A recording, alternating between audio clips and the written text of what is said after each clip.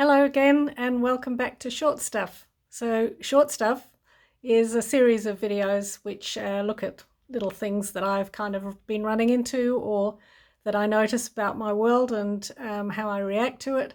And there's no particular sequence or no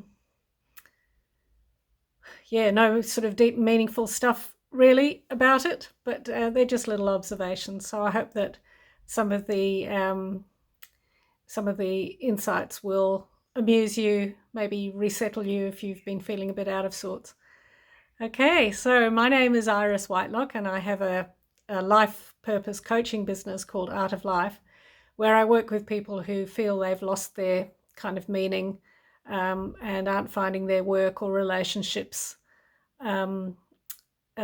fulfilling, or perhaps they've lost, there's something missing spiritually. They want to have a look at that side of their lives. So that's what I work with them doing when I'm looking at the life purpose work with them.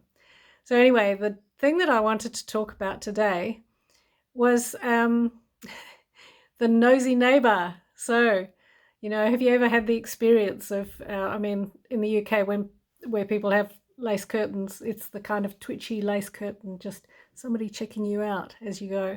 I'm not quite sure where the equivalent is here because we don't have lace curtains. This is Australia in Perth. But I guess we notice whose car's driven off, who's walking down the street, whose dogs suddenly started yapping and why, those sorts of things. So there is that kind of nosiness that's going on. But the thing that I'm talking about right now is the inner nosy neighbor. It's that thing that second guesses you when you want to do something. There's something that's exciting and interesting and you want to do it, or say you think, right, well, I'll go for a walk, and then it's like, no, you can't, sorry, you've got work to do, or no, you said you'd be here for that visit, somebody's dropping something off, or whatever. There's a kind of I don't know if that's really covering it properly, but it's that kind of killjoy part of you that comes in, and it's got the voice of the neighbor, the voice of the critic.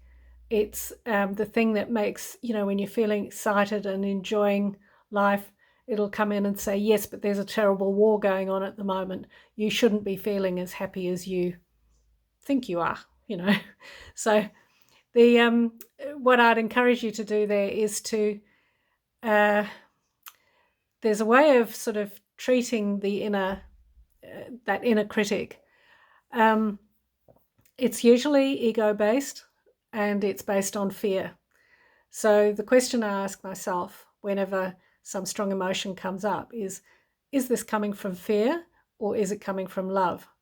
And it's quite easy to distinguish there, because quite often the fear is the ego, the inner critic, saying, you've got no right to do this, or who are you to think you can step out in this particular way of, perhaps having a solo exhibition or something like that, or nobody's going to buy your work anyway, or nobody's going to read your emails, when you want to launch a business project or whatever. Nobody's going to want you to work in the organisation. Just things that come up like that, which are just the ego trying to keep you safe. The ego had that job when you were little. It was like, no, don't run across the road. Or I don't know, don't put your finger in the electric socket. There's things like that. They've quite often got the voice of a caregiver who has, so quite often our mother, maybe our grandpa, something like that, someone who had quite an impact on our growing up. But it's become internalized and it's become that caution, be careful, you get that message coming through, be careful, don't do that. That could be really dangerous. And the way that I find is really useful to deal with that is to first of all identify it, and then to say, thank you, ego, I know you're trying to keep me safe, but I think I can do this on my own this time.